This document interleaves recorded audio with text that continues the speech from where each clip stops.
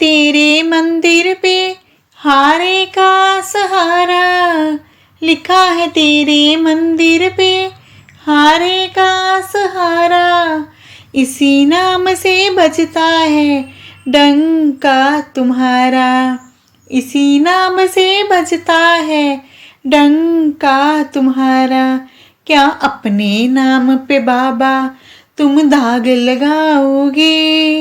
क्या अपने नाम पे बाबा तुम दाग लगाओगे?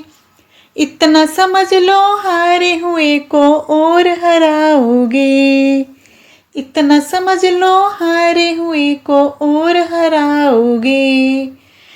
शिव शंकर आने में जो धीर लगाओगे, शिव शंकर आने में जो देर लगाओगे, इतना समझ लो हारे हुए को और हराओगे, इतना समझ लो हारे हुए को और हराओगे।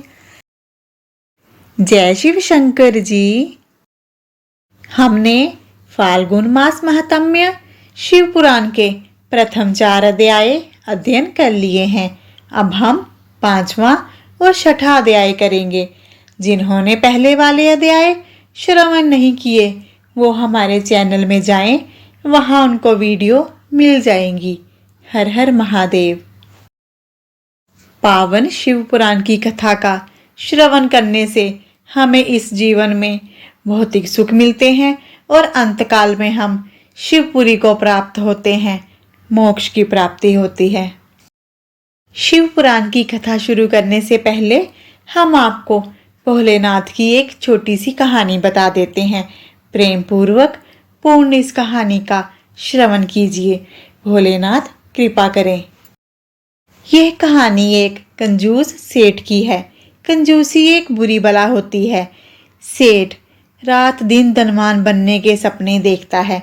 भगवान उसे सव्य वरदान देने आते हैं, किंतु अपनी खाली बुद्धि और कंजूसी की वजह से वह भगवान द्वारा दिए गए पार्स पत्थर को कंजूसी के तराजू में तोलता है। आइए कहानी शुरू करें।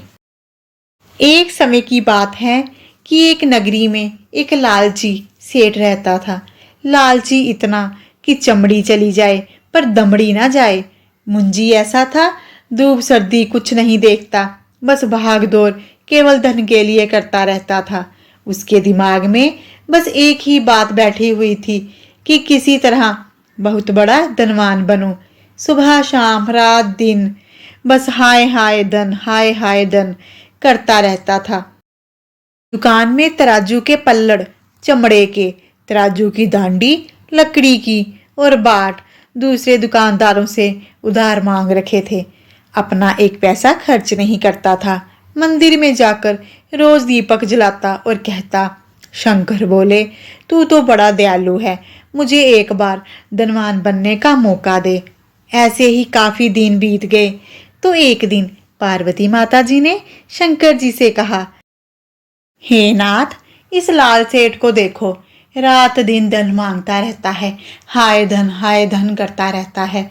प्रभु मेरे कहने से आप इसको एक बार धनवान बनने का मौका दीजिए, आपकी बड़ी कृपा होगी।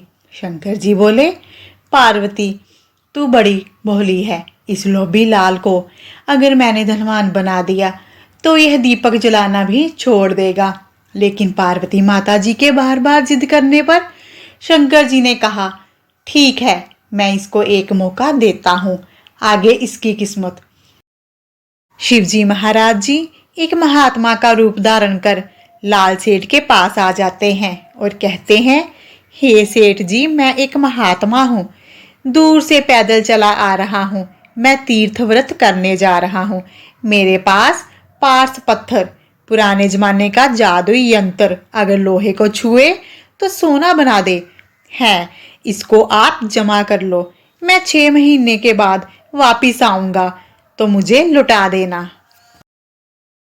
सेठ जी अत्यंत प्रसन्न होकर बोले, ठीक है, मैं 6 महीने बाद आपको इसको लौटा दूंगा। महात्मा बोले, नहीं सेठ जी, पहले मेरी एक शर्त मंजूर करो। सेठ जी बोले, कैसी शर्त? महात्मा बोले, पहली शर्त, आप अपने बही खाते में आज की तारीख लिखो और आने वाली 6 महीने की तारीख भी लिखो। जिस तारीख को मैं आऊंगा उस दिन पार्स पत्थर मुझे देना होगा, कोई बहाना नहीं चलेगा। 6 महीने बाद आपके पास 1 मिनट भी नहीं छोड़ूंगा। सेठ ने कहा, ठीक है, आप यकीन रखिए, मैं आपको आते ही दे दूंगा। इतनी बात करके महात्मा जी चले गए।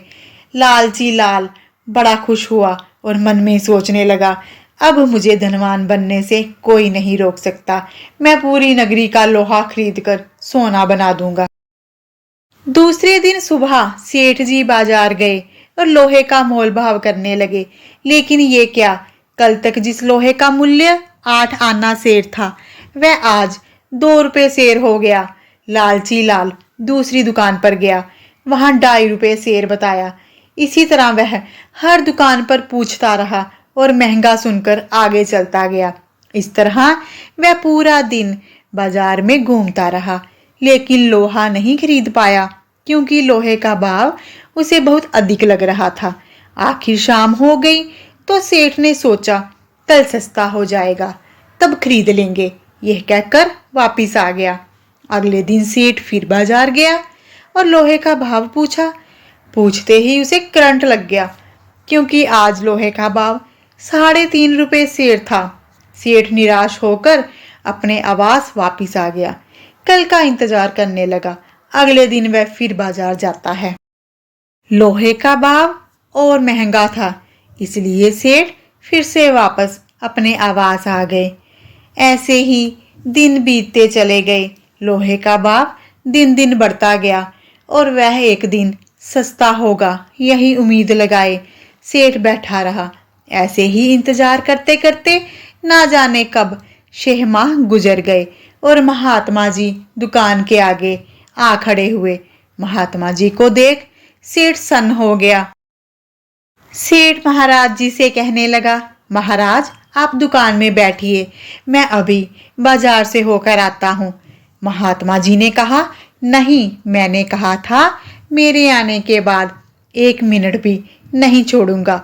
ला मेरा पार्स पत्थर दे। अब सेठ इधर उधर ताकने लगा। दुकान में भी कोई लोहे का सामान नहीं था।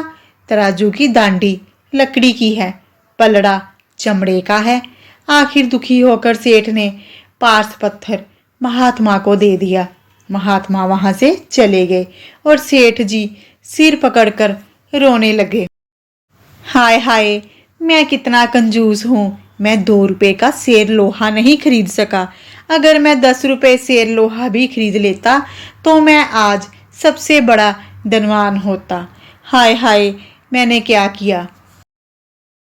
सेठ अपने आप को कोसता रह गया।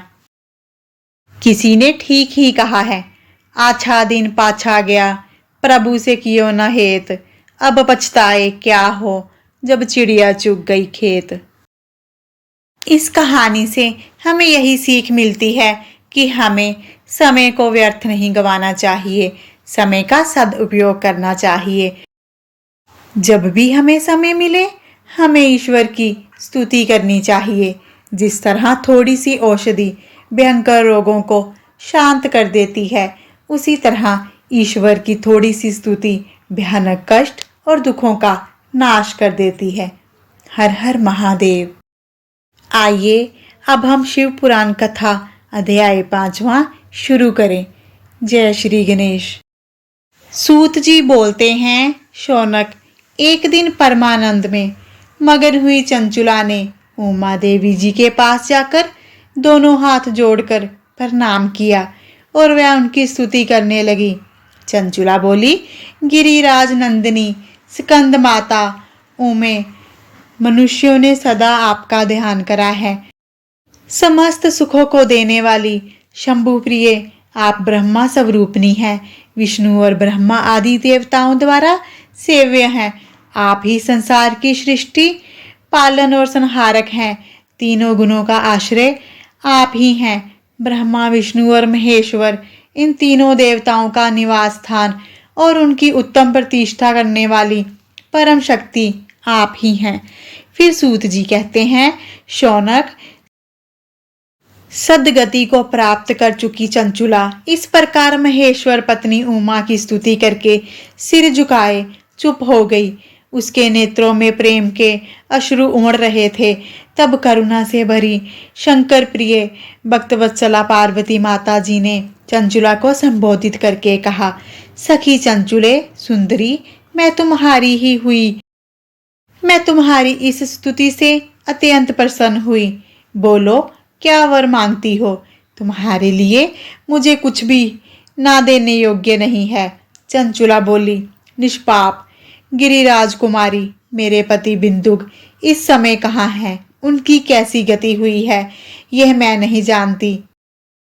मैं अपने उन पतिदेव से जिस प्रकार से नियुक्त हो सकूं वैसा कोई उपाय कीजिए। मेरे पति एक शूद्र जातीय वेश्या के प्रति आसक्त थे और पाप में ही संलग्न रहते थे। उनकी मौत मेरी मृत्यु से पूर्व ही हो चुकी थी। मुझे कोई आभास नहीं है कि किस गति को प्राप्त हुए हैं। गिरिजा बोली, बेटी, बिंदुक नामक तुम्हारा पति बड़ा पापी था। उसका अंतःकरण बहुत ही दूषित था।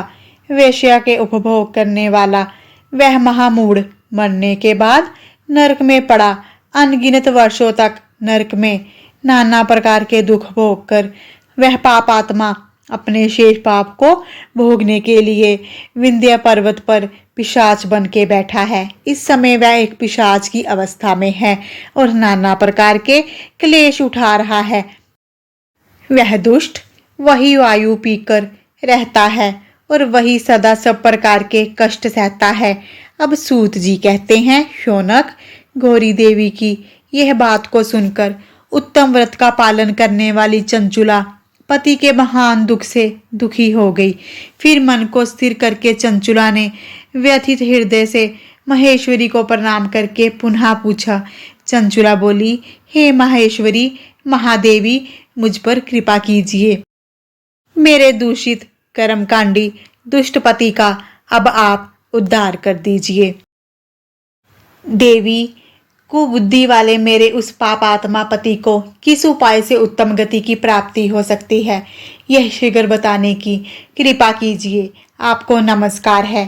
पार्वती जी ने कहा, तुम्हारा पति अगर शिव पुराण की पुण्यमय उत्तम कथा सुने तो सारी दुर्गति को पर करके उत्तम गति का भागी हो सकता है।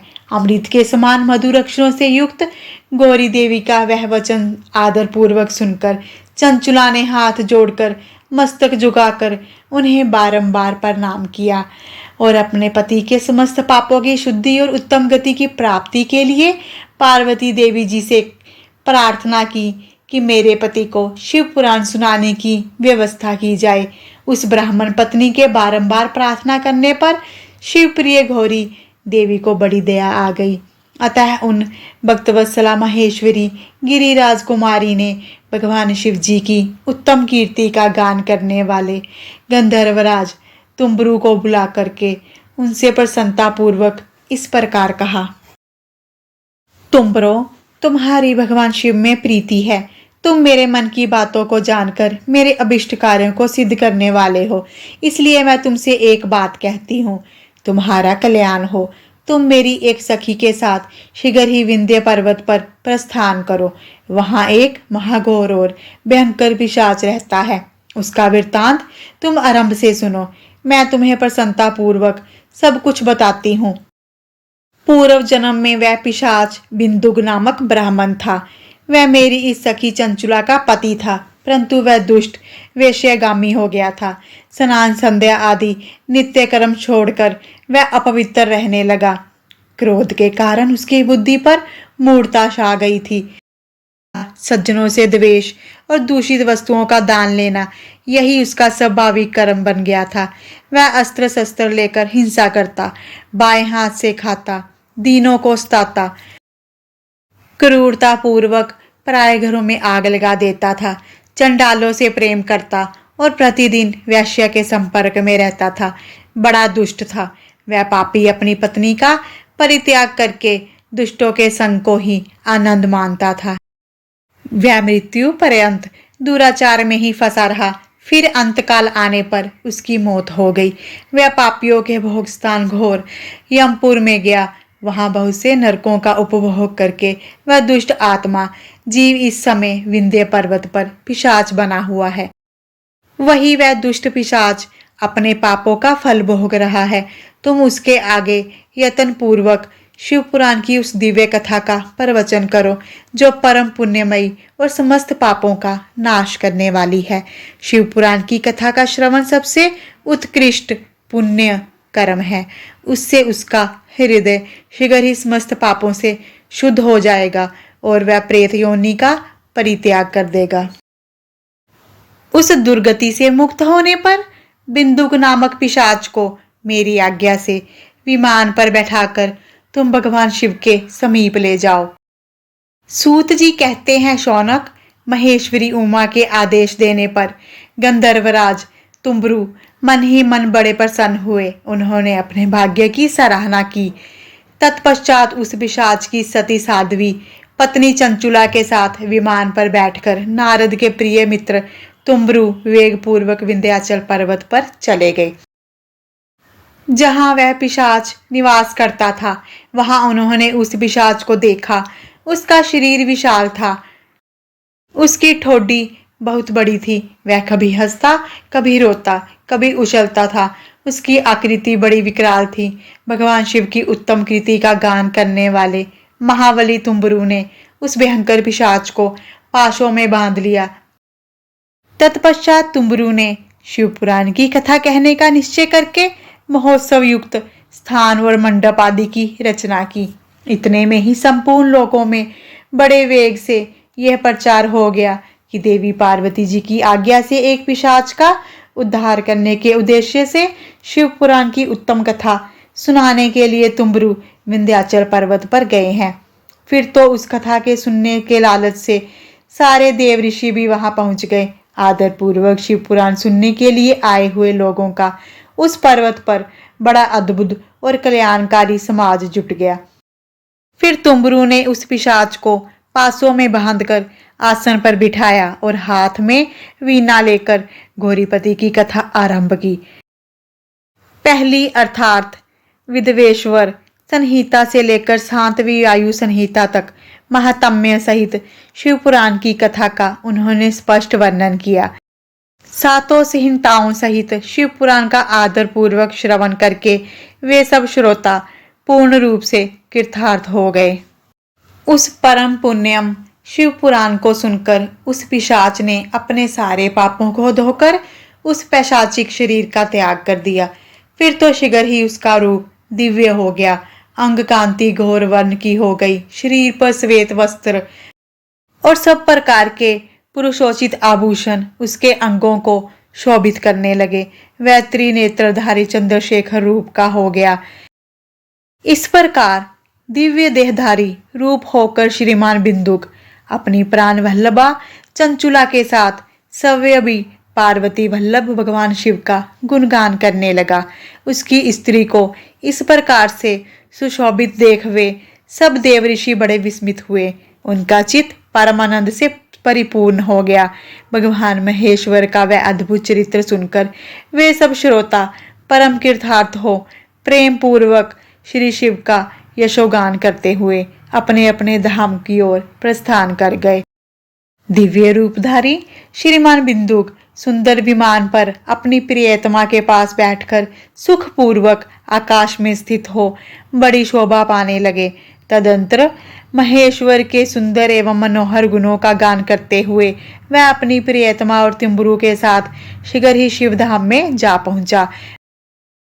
वहां भगवान महेश्वर और पार्वती देवी जी ने प्रसन्नता पूर्वक बिंदु का बड़ा सत्कार किया और उसे अपना पार्षद बना लिया।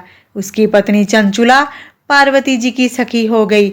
उस घनीभूत ज्योति स्वरूप परमानंदमय सनातन धाम में अविचल निवास पाकर वे दोनों दंपति परम सुख को प्राप्त कर गए। ओम नमः शिवाय, ओम नमः शिवाय, ओम नमः शिवाय। शिव पुराण कथा अध्याय 5वां समाप्त हुआ। हर हर महादेव। छठा अध्याय शुरू करेंगे। शौनक जी कहते हैं, महाराज, व्यास शिष्य: सूत जी, आपको नमन है। आप धन्य हैं, शिव भक्तों में श्रेष्ठ हैं। आपके महान गुण वर्णन योग्य हैं। अब आप कल्याण में शिव पुराण की श्रवण विधि बताइए, जिससे सब श्रोताओं को उत्तम फल की प्राप्ति हो सके। अब सूत जी कहते हैं, मुने शौनक, मैं तुम्हें संपूर्ण फल की प्राप्ति के लिए शिव पुराण के श्रवण की विधि बताता हूँ।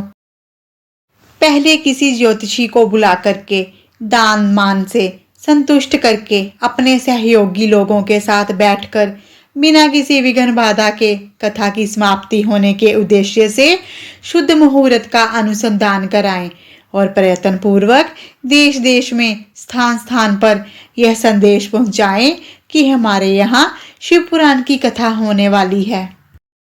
अपने कल्याण की इच्छा रखने वाले लोगों को कथा सुनने के लिए अवश्य यहाँ पधारना चाहिए। कुछ लोग भगवान श्री हरि की कथा से बहुत दूर हो चुके हैं। कितने ही स्त्री, शूद्र आदि भगवान शंकर के कथा कीर्तन से वंचित रहते हैं। उन सबको भी सूचित किया जाए, ऐसा प्रबंध होना चाहिए। देश देश में जो भगवान शिव के भक्त हों और जिनमें शिव कथा के लिए, कीर्तन और श्रवण के लिए उत्सुकता हो, उन सबको आदर पूर्वक बुलाना चाहिए और आए हुए लोगों का सब प्रकार से आदर सत्कार करना चाहिए। शिव मंदिर में, तीर्थ में, वन प्रांत में अथवा आवास में शिव पुराण की कथा सुनने के लिए उत्तम स्थान का निर्माण करना चाहिए। केले के खंभों से सुशोभित एक ऊंचा कथा मंडल तैयार कराएं। उसे सब और फल फूल आदि से और सुंदर चंदोवे से अलंकृत करें और चारों ओर ध्वजा पताका लगाकर तरह तरह के सामानों से सजाकर सुंदर शोभा संपन्न बना दें। शिव जी के प्रति हर प्रकार से उत्तम भक्ति करनी चाहिए। वही सब तरह से आनंद का विधान करने वाली है। परमात्मा शिव शंकर के लिए दिव्य आसन का निर्माण करना चाहिए और कथावाचक के लिए भी एक ऐसा दिव्य आसन बनाना चाहिए जो उनके लिए सुखद हो सके। मुने, नियम पूर्वक कथा सुनने वाले श्रोताओं के लिए भी यथा योग्य सुंदर स्थानों की व्यवस्था करनी चाहिए। अन्य लोगों के लिए साधारण स्थान ही रखना चाहिए, जिसके मुख से निकली हुई वाणी देहधारियों के लिए कामधेनु के समान अभिष्ट फल देने वाली होती है। उस प्राणवेता विद्वान वक्ता के प्रति तुच्छ बुद्धि कभी नहीं रखनी चाहिए। संसार में जन्म एवं गुणों के कारण गुरु होते हैं, परंतु उन सब में पुराणों के ज्ञाता विद्वान ही परम गुरु माना जाता है। पुराणवेता पवित्र, दक्ष, शांत, ईर्षा पर विजय पाने वाला, साधु और दयालु होना चाहिए। ऐसा प्रवचन कुशल विद्वान इस पुण्यमयी कथा का कथावाचक हो। सूर्योदय से आरंभ करके 3:30 पहर तक उत्तम बुद्धि वाले विद्वान पुरुष को शिव पुराण की कथा का उत्तम रीति से वाचन करना चाहिए। मध्याह्न काल में 2 घड़ी तक कथा को विराम देना चाहिए, जिससे कथा कीर्तन से अवकाश पाकर लोग मल मूत्र का त्याग कर सकें। कथा प्रारंभ के दिन से 1 दिन पूर्व व्रत ग्रहण करने के लिए वक्ता को किशोर कराना चाहिए। जिन दिनों में कथा चल रही हो उन दिनों प्रयत्न कर प्रातः काल का सारा नित्य कर्म काम समय में समाप्त कर लेना चाहिए। वक्त के समीप उसकी सहायता के लिए एक दूसरा वैसा ही विद्वान स्थापित कर लेना चाहिए। वह विद्वान भी लोगों को समझाने में कुशल एवं सब प्रकार के संशयों को निर्वित करने में समर्थ हो। कथा में आने वाले विघ्नों को दूर करने के लिए भगवान गणेश जी का पूजन करना चाहिए। कथा के स्वामी भगवान शिव जी की और विशेषतः शिव पुराण की पुस्तक की भक्ति भाव से पूजा करनी चाहिए। तत्पश्चात उत्तम बुद्धि वाला श्रोता आदर पूर्वक तन मन से शुद्ध एवं प्रसन्नचित होकर शिव पुराण की कथा का श्रवण करे। जो वक्ता और श्रोता अनेक प्रकार के कर्मों में भटक रहे हों, काम आदि 6 विकारों से युक्त हों, स्त्री में आसक्त रखते हों और पाखंडपूर्ण बातें कहते हों, वैसे वक्ता एवं श्रोता पुण्य के भागी नहीं होते। जो लौकिक चिंता और धन दौलत, घर एवं पुत्र आदि की चिंता को छोड़कर कथा में मन लगाए रहते हैं, उन शुद्ध बुद्धि व्यक्तियों को उत्तम फल प्राप्त होता है। जो श्रोता श्रद्धा और भक्ति से युक्त होते हैं, दूसरे कर्मों में मन नहीं लगाते और मौन पवित्र होते हैं, वे ही पुण्य के भागी होते हैं। हर हर महादेव, हर हर महादेव। छठा अध्याय समाप्त हुआ। शिव शंकर जी के चरणों में यही प्रार्थना है कि जो भी इस कथा को कह रहा है और जो भी इस कथा को सुन रहा है, शिव शंकर भोलेनाथ उनका कल्याण करें, कृपा करें। हर हर महादेव, हर हर महादेव। यदि आप चैनल पर नए हैं तो कृपा करके हमारे चैनल दिव्य शक्ति को सब्सक्राइब कर लीजिए और बन जाइए हमारे इस दिव्य सफर में हम सफर।